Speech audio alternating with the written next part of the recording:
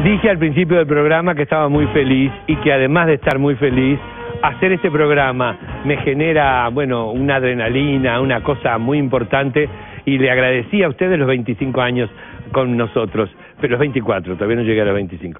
Pero les dije que hoy tenía un doble desafío. Primero, porque este programa va a tratar de ser un gran homenaje a una mujer, como le dije, luchadora, trabajadora, estudiosa, genial, ecuánime, sin trampolín, absolutamente sin red. Ella se tira, pero se tira siempre corriendo los riesgos que corresponde, porque entendió cuál es el riesgo que tiene su verdadera profesión, y es la comunicación y darle a la gente todas las posibilidades, todas las cartas, para que directamente usted, pueda razonar y pueda de alguna forma tomar una posición en la vida. Son muchos años de carrera, muchos años de carrera. Fue la primera mujer que trabajó y cubrió el Parlamento, fue la primera mujer en aparecer en un informativo, fue la primera mujer que estuvo acompañando a uno de los mayores periodistas de nuestro país, Víctor Hugo Morales.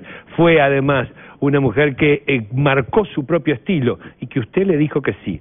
Desde La Sed y el Agua en adelante hasta ahora en BTV, ella es una número uno. Y yo tengo el placer de recibir a la profesional y a la amiga con 40 años de trayectoria, la señora Raquel Darwech. Aumenté 10 años de trayectoria acá.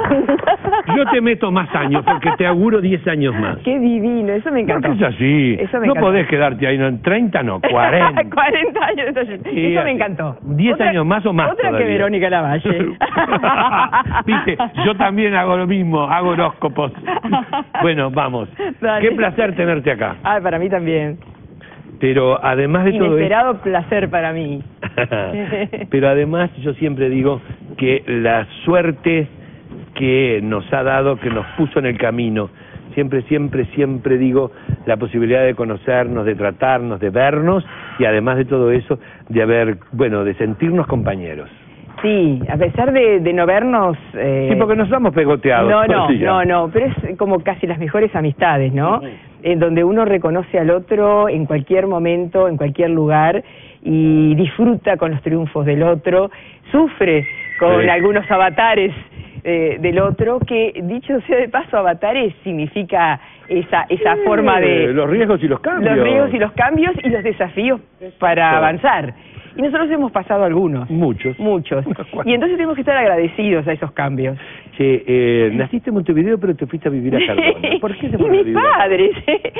Mi mamá nos tuvo acá en Montevideo, y donde vivían era en Cardona. Creo que por eso que hoy de pronto tienen algunos salud privada y otros pública, se me ocurría que les daba más garantías. Estaban los abuelos, todos mis abuelos paternos y maternos vivían en Montevideo. Yo creo que ella buscaba ese nidito de contención, porque mi mamá era de Mercedes, así que estaba en Cardona, fue como maestra, una excelente educadora, y se enamoró de mi padre, un dandy de aquella época. Que andaba en sus autos descapotables de la época. Esa imagen del dandy. Sí, y mi mamá que tenía, por ejemplo, uno de los cuentos, una gabardina así de este color, que para ella había sido como lo máximo de elegancia, y mi papá en aquello que le había sacado los guardabarros, entonces las calles de Cardona, que no estaban bien bituminizadas, todo el barro en su... Pero a ella le gustó. Gracias. Empezamos. Le gustó ese. ¿Y cuántos hijos tuvieron? ¿Te tuvieron a ti y...? Yo soy la del medio, hay un varón y antes y un varón después. Suficiente, como para que yo me sintiera jefa total. Y además ellos dedicados a la hermanita. Sí, miraron siempre con esa cosa de varones y mujeres. No, esa mujer se abrió camino desde chica. Me acuerdo que bueno, mi mamá, esas cosas pasaban antes, era maestra de escuela, y entonces, como ya te dije, entonces tenía aquellos grupos gigantescos que antes tenían las maestras, ¿no? Aquellas triple M, maestra, marido, maestra, mantenido, le decían a mi padre y a todos los hombres casados. Cuando el ser maestro era casi como ser un especialista en neurofisiología o ahora que estás diciendo eso, ¿vos te diste cuenta que la profesión del maestro como la del profesor, cuando nosotros éramos niños y adolescentes, eran de un prestigio y de una preponderancia dentro de lo que era el núcleo social? Pero nosotros nos enamorábamos. ¿Sabés quién decía eso? El doctor Rodolfo Taliche decía: Raquel, el día que se pierda la adhesión al profesor, al maestro, entonces la educación estará en verdaderos problemas. Porque todos, él, desde su época, vivió 102 años, que hablaba de la divina vejentud, ¿te acordás? Sí. Y nosotros, mucho después, siempre admiramos un maestro. Teníamos un maestro de referencia, por ejemplo, Víctor Hugo Morales, por el cual yo estoy en la televisión, del mismo pueblo, de Cardona, que un día vino de Buenos Aires, él se había ido a Buenos Aires y dice: tú tenés que estar en la televisión. Y yo decía: yo no entiendo cómo puedo estar en la televisión. Yo ya tenía 4 hijos, todavía no habíamos tenido el quinto, 4 hijos, estaba estudiando, era psicodramatista, estaba haciendo psicología, estudiaba no sé qué. Yo tenía mi vida completa, no veía que me faltara nada. Y cómo un otro puede ver en vos. Puede ver en vos, pero además puede confiar en vos. Cuando me presenta en Canal 4, que yo fui casi a regañadientes, él ya me había hecho una entrevista. De casualidad, nosotros cruzábamos con todos los hijos desde Buenos Aires, ¿te acordás? El vapor de la carrera, que se cenaba, que abajo había como una boate, un lugar... Bueno, era interesante esa época. Muy linda. Entonces se cruza mi marido con Víctor Hugo y dice: ¿y Raquel también está? Dice: Víctor Hugo venía grabando un programa de aquellos largos, ¿no? Y dice: ay, a mí me encantaría verla. Bueno, yo fui a darle un beso. Él estaba trabajando. Y entonces me dice: ¿y qué estás haciendo, Raquel? Y yo dije: por ejemplo, psicodrama. Y él dijo: ¡va! ¿Qué es eso? Y bueno, no sé, es una técnica terapéutica basada, no sé qué. Y me dijo, me mandó a buscar al rato, me localizó en el barco y me dijo: voy a hacerte una entrevista. ¿Una entrevista a mí? Yo digo a mi marido: ¿una entrevista así como estoy? Morgan dice siempre que trabajabas como los dioses. Morgan fue otro maestro, pero un maestro, otro maestro. Riguroso. Víctor Hugo fue un maestro y fue quien vio en mí una potencialidad muy grande. Primero mi marido, que siempre dijo: zarpá, salí, volá. Primera cosa tenés que tener alguien que confíe en ti y vea. Exacto. Y Morgan, yo fui ayudante de dirección de Morgan, porque yo tenía grupos de teatro en Cardona. Como yo no me resistía a ir a lo que había en el pueblo, que eran los bailes, donde elegían chicas, al final de la noche. Esa medianía... No, pero que mi mamá me decía: Raquelita, porque mi mamá creía que yo iba a quedar soltera toda la vida. Claro, algunas amigas ya eran madres a los 18 años. Y entonces mi mamá me decía: pero si te vestiste, Raquelita, y si estás preciosa, ¿por qué no vas? Entonces yo iba de pronto a las 12 de la noche a cumplir con mi mamá. Entonces a las 3 de la mañana la despertaba y le decía: mirá, mamá, me habían elegido, que mis Cardona, que mis... Claro, yo creo que porque lo no habitual de mi aparición llamaba la atención y me elegían. No, creo que no había otro mérito. Bueno, también tampoco sos fea. Si ahora sos una preciosa mujer, me imagino en aquella época. No lo sé, se ve que andaba bien con lo que se exigía en la época. Y bueno, y ahí formé los grupos de teatro. Como me interesaba tanto, llamaba a grupos de Montevideo a que hicieran, todavía no era habitual aquello de que salían a hacer rondas y obras en el interior. Un día conozco al grupo de los 5. Es verdad. Armando Altí, Nelly Goitiño, Berto Fontana, Mario Morgan y Nelly Pacheco. Bueno, y entonces Goitiño, una gran maestra mía, después fue maestra mía, de mi hija que es mayor, Jenny Goldstein, que es actriz en la escuela, me dice: Raquel, ¿qué te parece si ellos actuaban y yo ponía mi obra? Y no estaba nada mal lo que yo ponía en escena. Entonces ellos decían: che, Raquel, ¿no te parece que podrías especializarte en dirección? Y fíjate qué época, y me habían conseguido que fuera a Chile. Y algo me dijo, yo recién casada, embarazada de mi hija mayor, no. Y Chile, dictadura. Y siempre me imagino qué suerte tuve. Qué suerte. de no haber terminado en un estadio nacional. Sí, exacto. Porque además ser uruguayo en aquel momento en Chile era sinónimo de Tupamaro y era sinónimo de persecución política. Y conectado con el teatro, me imagino que hubiera sido lo más subversivo del mundo. Exactamente. ¿Viste el último libro de Butazzoni, Las cenizas del cóndor, lo que es? Por supuesto. Maravilloso. Por supuesto. Y esa descripción que hace, no, es increíble. Entonces, para terminar, Mario Morgan me ofreció ser su ayudante de dirección. Ser ayudante de dirección de un Mario Morgan te ayuda a ser quien, me ha ayudado a quien soy hoy. Porque era un riguroso, es un no, un tipo. Yo le traía las cosas y me las tiraba, él sabe bien, y me decía, prácticamente me trataba de gauchita, de no sé qué, y yo lloraba, me iba al cuartito, lloraba, y lo traía mejor, y la improvisación de aquellos actores, donde había coreutas también, se cantaba, ¿te acordás que en ese Antígona de Sófocles se cantaba? Yo hice lo mismo en Cardona. Me echaron de todos los clubes sociales del lugar. O sea, yo de esto de echarme, yo lo tengo ya incorporado, está en mi karma, pero mi dharma es esto, es la resiliencia. Mi dharma es la resiliencia. Exacto, totalmente. Entonces me echó todo el mundo, iba yo caminando al liceo a dar clases, a preparatorios a dar clases, ¿no? Sexto y séptimo, porque mi papá había fallecido y yo me había ido a acompañar a mi mamá, cosas que difícilmente se hagan hoy día, dejar tu marido y verse cada tanto y bueno, yo todavía no tenía ninguno, Jenny, embarazada de Jenny, y entonces un día veo el cura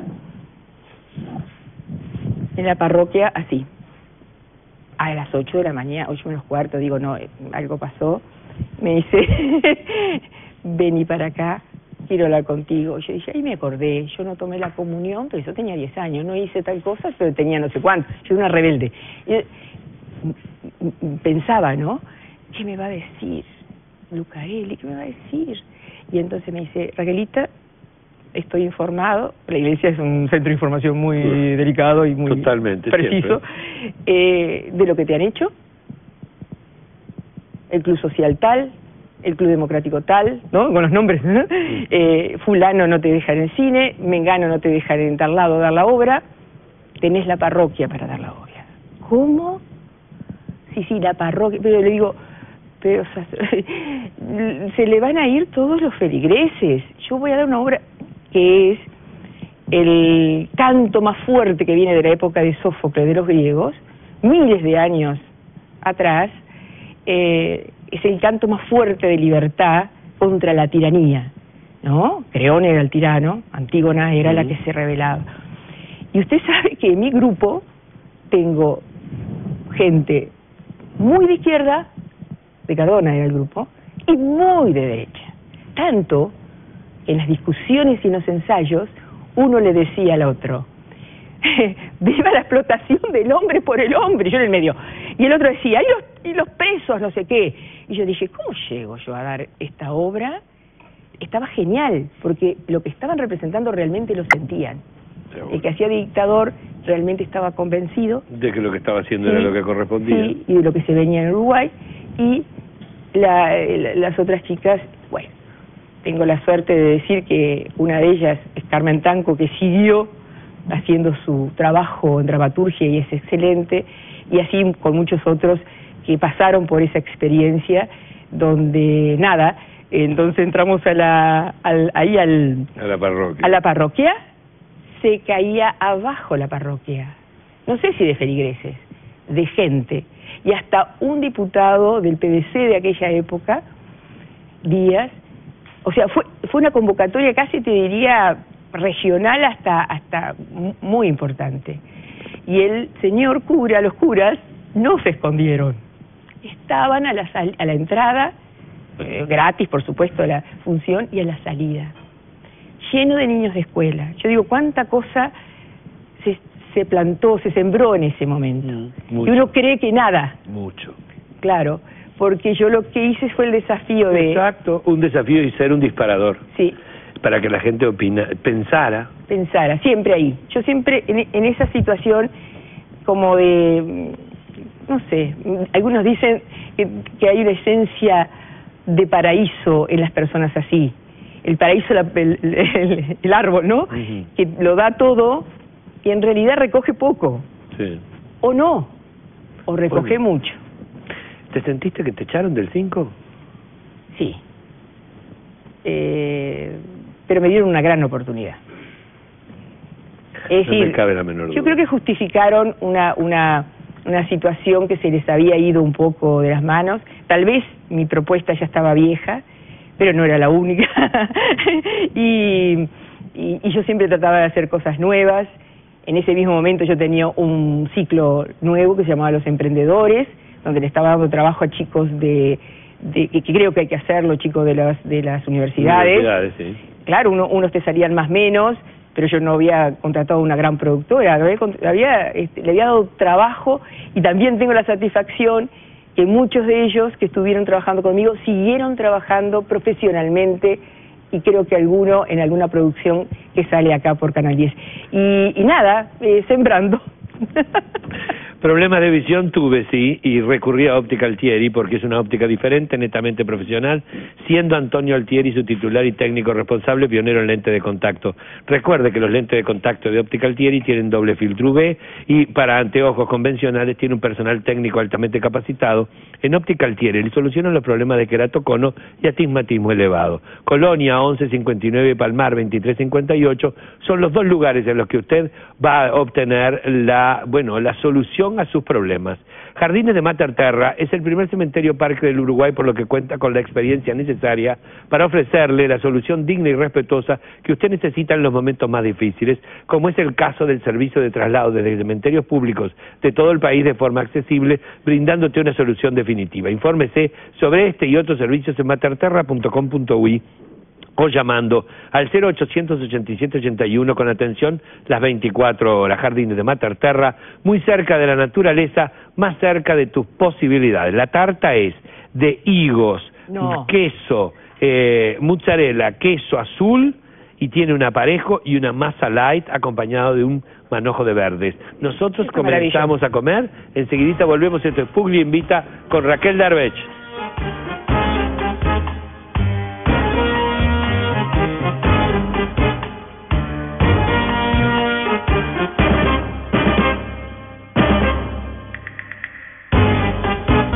Presenta este bloque La Fontaine Anticuarios, trayectoria traducida en valores. Cuando hablamos de Sofitel Montevideo, Casino Carrasco and Spa, estamos hablando de un emblema de la ciudad de Montevideo, un lugar que desde el año 1921 el vanguardismo de su propuesta, la elegancia de sus instalaciones hicieron que se transformara en una referencia ineludible. Hay una cosa que es importante destacar hoy, que el Casino Carrasco vuelve a tomar su lugar con una innovadora propuesta de entretenimiento, de juego, es decir, que despliega más de 3.000 metros cuadrados especialmente para ello, con propuestas gastronómicas indiscutibles y shows a la altura del lugar. Por eso Sofitel Montevideo, Casino Carrasco and Spa, es un emblema del entretenimiento. Qué maravilla que quedó eso. Maravilloso. Qué apuesta. Lo máximo que he ido es a tomar un cafecito ahí, la merienda, en esos sillones brutales donde realmente, y es realmente una gran...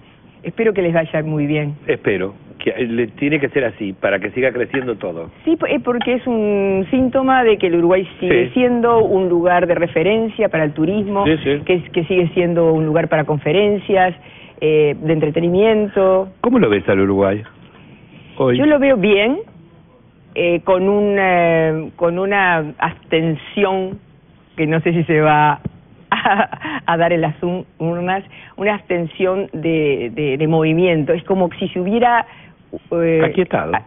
aquietado. Tú ibas a la rural del Prado, bueno, yo vivo enfrente, casi enfrente, ¿no? Y decías, en esta última, te preguntabas, ¿y dónde están estos que realmente mostraban ese Uruguay pujante? Que uno sale al interior y ve que hay otro Uruguay. Sí. Yo que soy del interior, se ha transformado.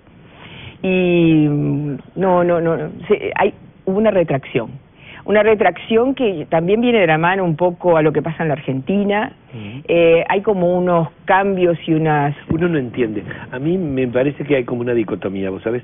Por un lado ves que es una máquina que está funcionando, que está creciendo, la economía crece, el consumo sigue creciendo a pesar de la retracción económica y todo un montón de cosas. Hay que ver los autos que se venden. Una cosa que... pero es como dispar. Pero por otro lado tenés empresas que muchas mandan a seguro de paro, mucha gente está cerrando, mucha gente... Entonces, fundamentalmente la pequeña y la mediana empresa. Entonces hay como una dicotomía, hay como una cosa dispar. A mí me parece que le falta a todas las agendas políticas, todas, le falta ese punto al que tú, con muy buen olfato de periodista y de ciudadano, estás poniendo ahí el objetivo, que es, si se cierran empresas, es mano de obra... Que no, seguro. Claro, es peso para el Estado, porque solamente se ve el peso en el Estado en ciertas publicidades públicas. En realidad, a mí me parece que nadie está enfocando lo que hay que enfocar, que es cómo generamos trabajo genuino, digno, para aquellos que no están haciendo ingeniería de la... ¿Seguro? No sé, de la cómo producir más madera o más no sé qué, que también es bueno, sino a los que, como yo siempre digo, no llegaron a la fiesta. Seguro. Porque si no, no habría tantos 15.000 pesistas. Al principio decíamos 12.000 pesistas. Sí, ahora 15.000. Ahora 15.000 pesistas. Hay una realidad. Esos 15.000 pesistas no eran hace unos años atrás ni 3.000 pesistas. No. Desde jubilados eso no me cabe la menor a maestros, duda. Eso es una realidad. Eso es una realidad. Pero la inflación también trae como consecuencia que sea un país caro para la gente. Sí. Los alquileres son difíciles para la clase media. Sí. Tiene que haber una política decidida en vivienda, no solamente construir, acceder a la vivienda. A mí me parece que el Estado debiera tener un papel más protagónico. También hay un problema muy grande. Esos 15.000 pesistas tienen también un techo.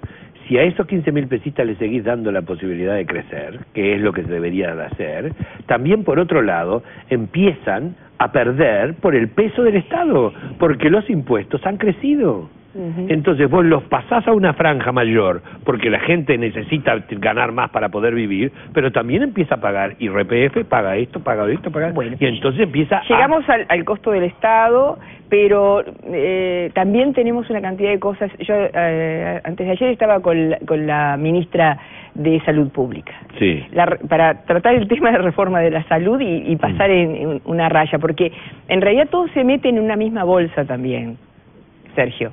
Es decir, en esta época estamos más totalitarios que en otras épocas.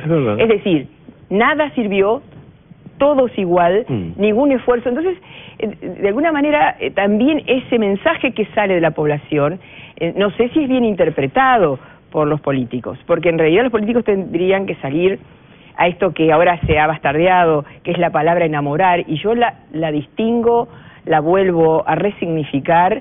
Es de las palabras más fuertes que deberíamos conjugar.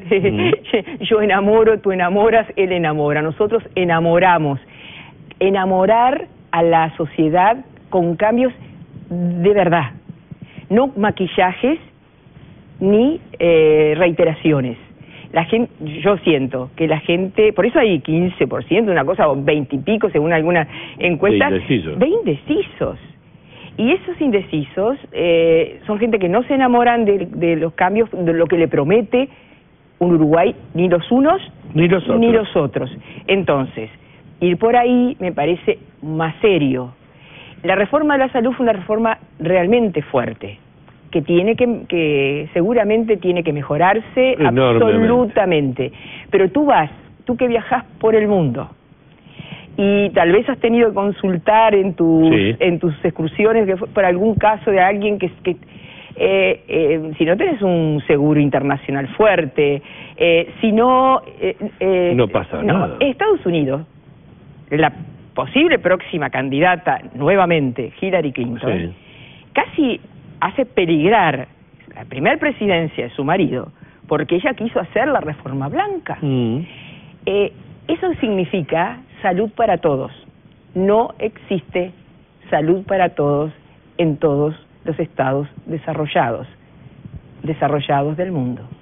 Puede ser para Suiza, tal vez en Alemania, pero es una potencia financiera mundial donde se resguarda. Seguro. Es el mayor la caja fuerte, que es Suiza, y por otro lado la máquina. La máquina, que es una potencia. Visitar Alemania es darse cuenta que tal vez no nos deslumbraríamos tanto con Estados Unidos si conociéramos la fortaleza de esos estados. Pero fueron imperios. Exacto.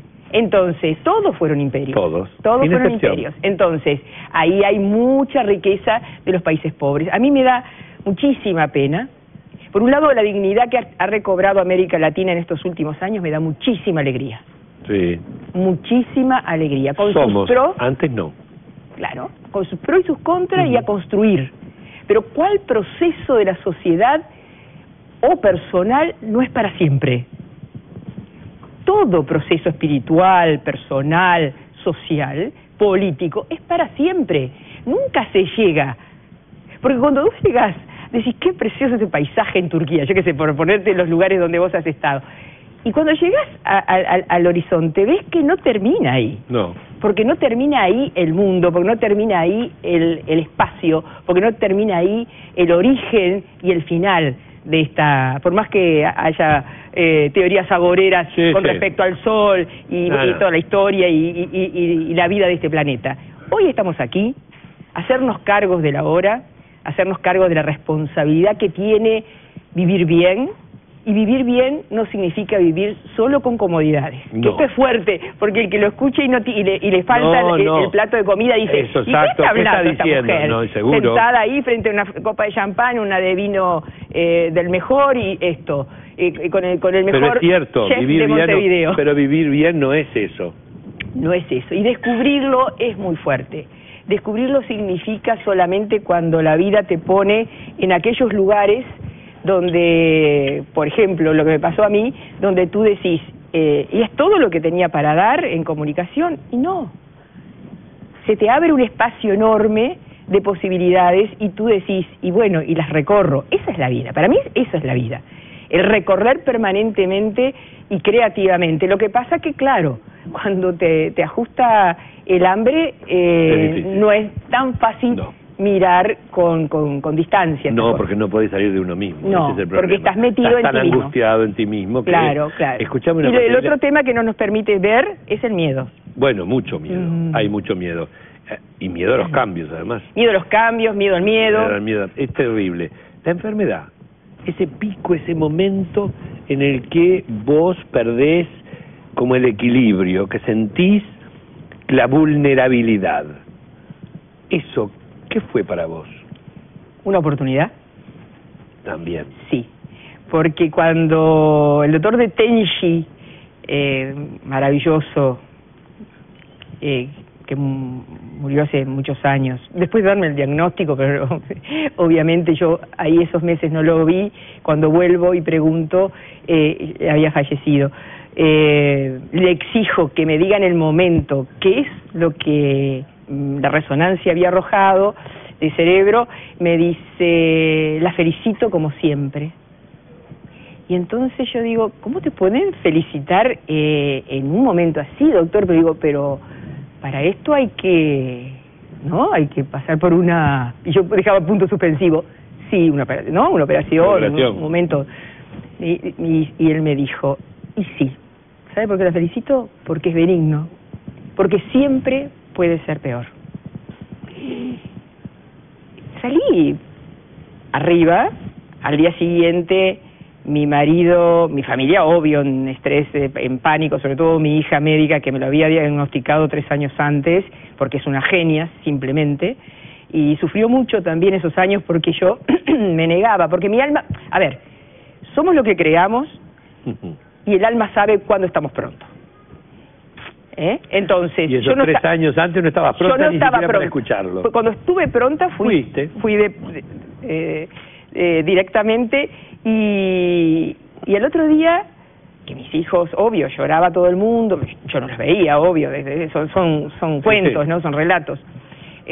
Mi marido se levanta y le pone la radio. Yo estaba en la radio en ese entonces, tempranísimo, y dice, ¿qué? Le pone la radio al lado a mis hijos. ¿Y quién es? Va a la cama de cada uno. Y mamá, ¿quién va a ser? ¿Y dónde está tu madre? Y trabajando, y si está en la radio, está trabajando. Cojones, como tu madre. En nuestra mesa tenemos agua, y si de agua se trata, yo elijo Cascada, porque Cascada es el agua natural que se extrae de nuestro subsuelo con la pureza y la mineralización adecuadas para su consumo diario y permanente. 23 11 11 11, Cascada, agua pura, agua nuestra. Premium Cereales de La Trigueña es un nuevo sabor en su mesa, una deliciosa galleta con trigo, avena, sésamo, mijo, omega 9 y 0% de grasas trans. Premium Cereales de La Trigueña es el nuevo sabor en tu mesa. La Trigueña es una deliciosa compañía. Como ustedes, me imagino, estarán disfrutando de este programa, simplemente les digo, enseguida volvemos con esta mujer maravillosa que es Raquel Derbech.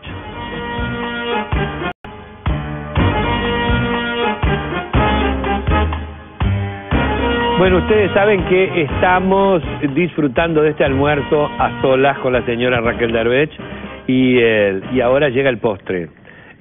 A ella, ¿te gustan los dulces? Por supuesto. Oh. Me gusta todo. Y el postre viene acompañado de los trovadores. Un helado de dulce de leche dietético trae. Ay, miren lo que es ese postre exquisito. ¿Lo podremos comer? Nos daremos ese tiempo para comer. No sé, porque nosotros charlamos tanto que no sé. Pero bueno, pero lo vamos a comer de alguna forma. Sí. Tenemos 2 bloques para comer. El próximo. Los trovadores quedan en Pereira y Berro, y ustedes saben que tienen la línea de helados dietéticos con el sello de la Asociación de Diabéticos del Uruguay, además de los helados tradicionales, las tortas heladas, las casatas, todo. No se olvide, los trovadores, Pereira y Berro, 2707-5165, y le voy a decir una cosa, cuando pida un litro de helado le dice a Gustavito que le mande regalo y él manda. Si pensabas que todo estaba inventado en Internet, ahora llegó Dedicado 5 estrellas. Vos y tu familia están conectados las 24 horas del día a Internet a un precio increíble, desde 299 los 2 primeros meses. Dedicado 5 estrellas, aprovechá esta oportunidad, consultá y contratá en el 2901-1010. 2901-1010. Y esta nueva etapa de felicidad, este ciclo uno a uno, uno por uno, a mí me pareció tan fascinante lo que vi y lo que viví, y lo que más me pareció extraordinario es el disfrute que se nota cuando uno lo ve y cuando uno está ahí, el disfrute que se te nota en ti. Sí. Es una nueva etapa para vos, ¿no? Sí, porque he podido sacar, no sé, mostrar sin pudores toda esa parte más, ¿cómo te voy a decir? Más interna, más en búsqueda del contacto con el otro, menos efectista, si uno quiere llamarlo de alguna manera, sacar titulares de una entrevista, que los periodistas tenemos los que venimos del periodismo político venimos de esa deformación, y entonces todo el mundo quiere que al otro día hablen de ti. Y bueno, a mí lo que me interesa es que hablen del ser humano que se sentó conmigo, porque creo que si todos tenemos una historia de vida, tenemos una historia de vida para compartir. Creo en eso, creo que la televisión transmite eso cuando está ahí arriba, la emoción, la transformación del otro a través de la experiencia o la reflexión de un entrevistado, la propia historia de vida. Yo recuerdo cuando tú fuiste, la emoción que sentimos, que compartí contigo en determinados momentos, recordando determinadas figuras familiares, y todos estamos tocados por eso. Lo que pasa es que hay personalidades con las cuales tú no te podés conectar mucho. Sí, porque yo obligo esta cosa como tú de no tener más remedio que mirarte, que para mí es fundamental. Es fundamental. Si no te miras y no miras al otro, ahí está el enfoque, ¿no? Seguro. Ahí está el enfoque. Y bueno, y esa cosa que para muchos tal vez no sea tan atractiva, yo quité todo lo que fuera elemento. Yo recreé un útero, ¿no? Tú lo sentiste ahí. Sí, totalmente. O sea, no nos preocupamos de la afuera, no hay demasiado cuidado estético. A mí me encanta todo lo que es detalle y estética y demás, pero traté de hacerlo así, más obligándonos a compartir, ¿no? Y esto se da muchísimo sobre la mesa. Por ejemplo, está con Álvaro Brechner, por ejemplo, un chico joven, un cineasta, que hace poquito está todavía la película Mr. Kaplan. Un éxito de locos. Un éxito de locos. No había mucho de él anterior, que yo hago ese informe, ¿no? Anterior. O sea que era un desafío, un gran desafío tratar de saber quién era él. Bueno, fue maravilloso. Pero lo que te quiero decir es que siendo él un exquisito de la imagen, también guionista y escritor, se emocionó con ese resumen que hicimos nosotros, y antes que terminara el informe, él ya me había tomado las manos.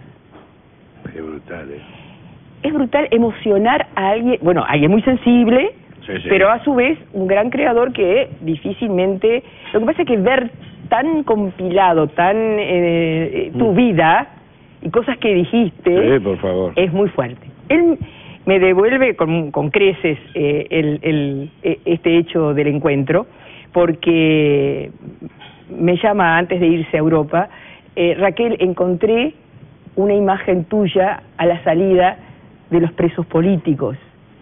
Yo me emocioné, le digo, ¿cómo? ¿Ese material existe todavía? Sí, claro, sos tú. ¿Y cómo te diste cuenta? Te mando una foto que le saqué al monitor. Y digo, pero es maravilloso que te hayas dado cuenta, porque eso pasó hace muchos años.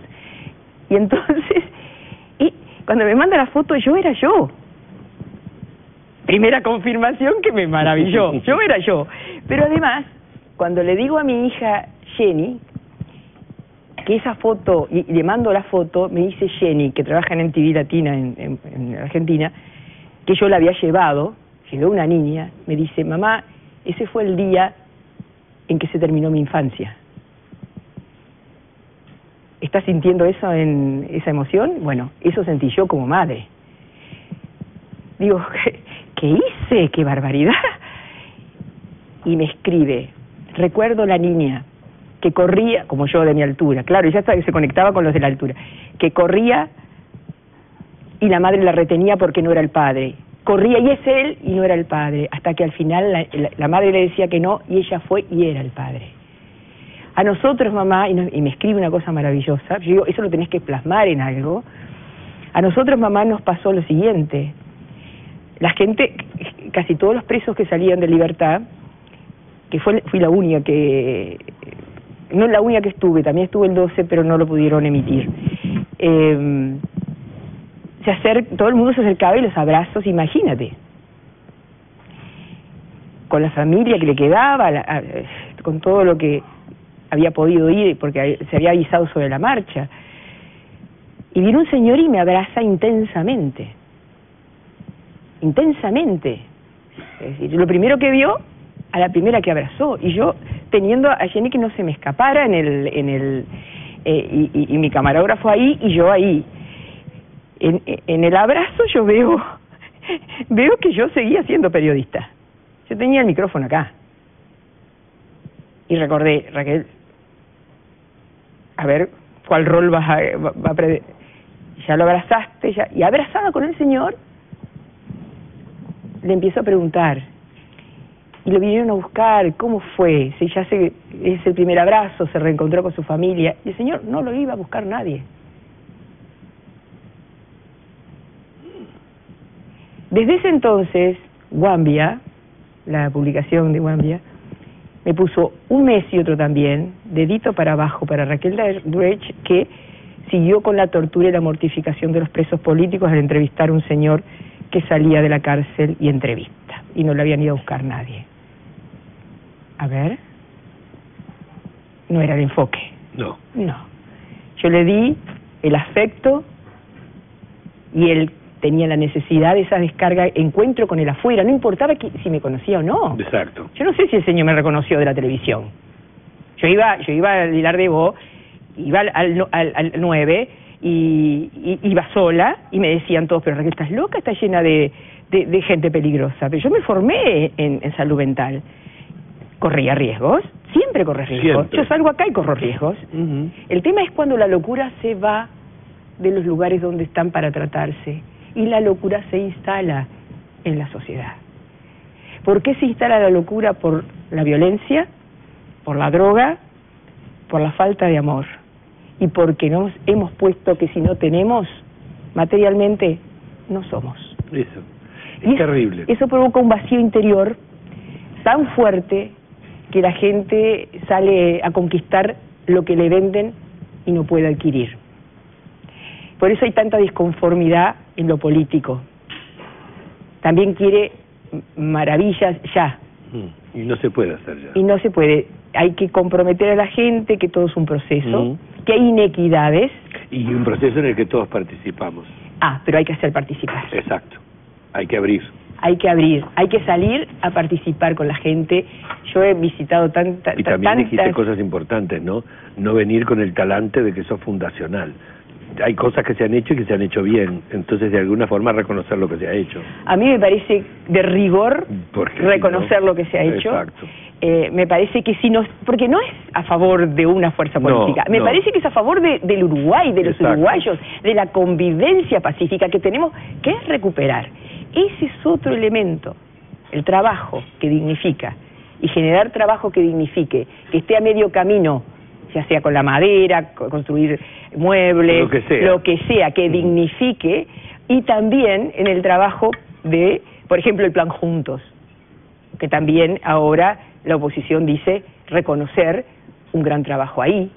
Entonces... Porque hay un grave problema que tiene nuestra sociedad, la sociedad de hoy, y es la falta de conciencia, de actitud frente al trabajo. O hay generaciones que perdieron pero perdieron porque estaban sumidos en una situación que no les permitía el ingreso. Y que hay mucha distancia entre algunos trabajos calificados y otros que no. Por ejemplo, no sé, y no hemos trabajado socialmente devolviendo...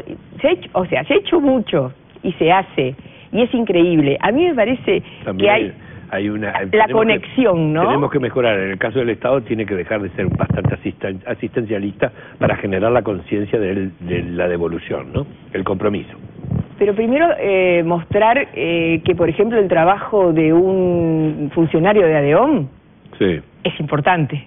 Estoy seguro. Eso dignificaría al trabajador y dignificaría el trabajo y compensaría con creces, al mejorar el trabajo, a los ciudadanos que pagan los tributos. Los tributos. Entonces, eso haría que todos... estuviera mucho más balanceado. Claro, pero si nosotros venimos acá, nos sentamos, nos olvidamos que hay un equipo de 100 personas para que esto sea posible... no es imposible. Es imposible. Entonces, nosotros no somos los astros, nosotros somos simplemente... la cara visible. Quienes podemos... Es uno de los eslabones de... Claro, pero nada más que para comunicar, ¿no? Para que la voz se corra. Es todo un equipo, si no se trabaja en equipo, es imposible, y la sociedad pasa lo mismo. Los políticos tienen que empezar a escuchar mucho más a la gente. Sí, visitarla solamente para ganar un voto, no. A mí no me interesa. Yo estaría en un estado de asamblea permanente, pero no asamblea permanente, donde nos aprendamos o reaprendamos a escucharnos. Y a respetarnos justamente por las diferencias. Y la diferencia, y cuánto te puede dar el señor que está pasando por una situación de emergencia, cuánto podemos hacer por él, pero dónde tiene ese lugar para escuchar. Hay muchas maneras de cuidar y de dar lo mejor a los que queremos, y una de ellas es con SECOM. SECOM es el primer servicio de compañía con más experiencia y con acompañantes comprometidos con lo que hacen. SECOM es garantía de tranquilidad y respaldo. Confía en SECOM, que por algo es tu segunda familia. Enseguida volvemos con la última parte de este almuerzo con Raquel Derbech.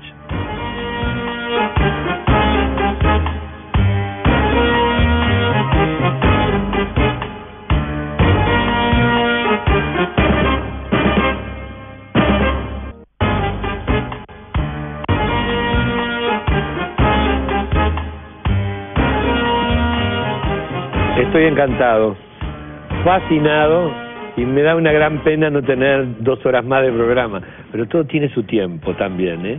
y capaz que está justo el tiempo. Tenemos que empezar a despedirnos por esta vez, por este encuentro. Y tengo regalos para darte. Oh. La gente de La Fontaine, yo tengo la suerte de contar con ellos, son joyeros y anticuarios, están en la peatonal Sarandí 635, son anticuarios desde hace muchísimos años, desde el año 1940, tienen además una presencia y un prestigio en el mercado que son increíbles. Yo confío en ellos, ellos confían en mí, y realmente ellos te dan el verdadero valor de esos objetos más preciados. Yo entrevisté a un yogi norteamericano que me llamó la atención, un anillo impresionante, hasta que no le pregunté de dónde era el anillo, y lo había comprado ahí. En La Fontaine.